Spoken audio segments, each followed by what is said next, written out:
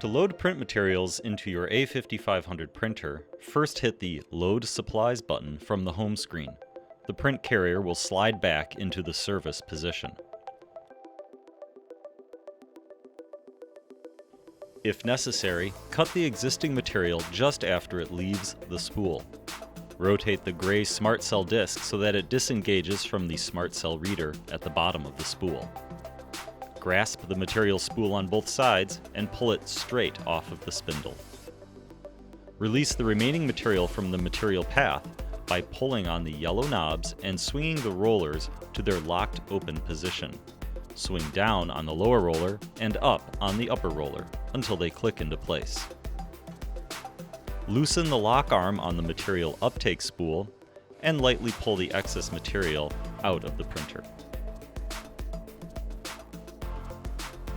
Be sure to double check for any errant labels in the material path, especially on the top and bottom sides of the peel plate and near all of the rollers.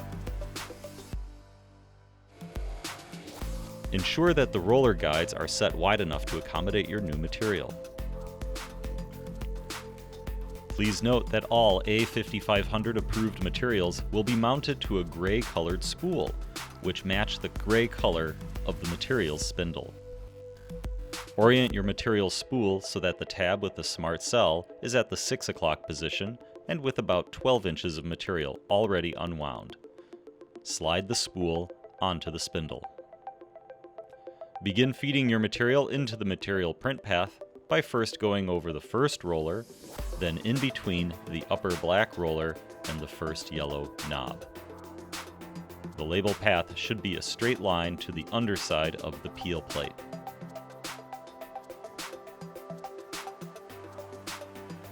Lift the peel plate guide and feed the material under the roller. Once again, guide the material in between the black rubber roller and the yellow knob. Bring the material to the uptake spindle and slip it underneath the lock bar. Be sure that the material is aligned flush to the back metal plate. Tighten the metal tab on the spindle clockwise to snug up all the material in the print path. At this point, be sure to double check the underside of the peel plate and ensure that your material runs between the gap sensor and the steel plate, not over the sensor. Adjust the material so that it is flush against the inside metal collars of the rollers, then snug in the roller guides enough to ensure that the material stays straight, not so far that the material gets bent or crushed. Then, pull on the two yellow knobs to lock the material against the rollers and secure the material in the print path. Rotate the gray tab of the material spool to snap the smart chip into the reader. On the touch screen, hit the Feed Supply button once. Manually remove the label. Repeat this step so that you feed and manually remove a total of 2 labels. Close the printer side door and hit Done on the touch screen. The print carrier will slide into position. Hit the Home button on the touch screen. You are now ready to print and apply flag labels.